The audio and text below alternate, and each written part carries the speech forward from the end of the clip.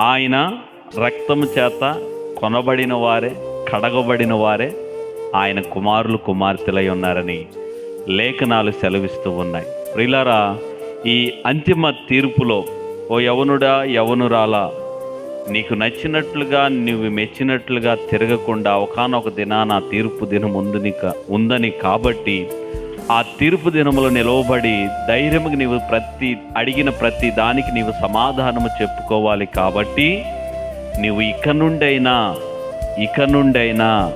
ఇప్పటి నుండైనా శ్రద్ధ భయభక్తులు కలిగి దేవుడు సమస్తాన్ని చూస్తూ ఉన్నాడనే సంగతి మరిచిపోకూడదు. దొంగ ఆ పైన ఇటు అటు చూస్తూ ఉంటారు, వెనక చూస్తాడు, కానీ పైన ఆయన చూస్తాడనే సంగతి దొంగ కనిపెట్టలేడు, చూడలేడు.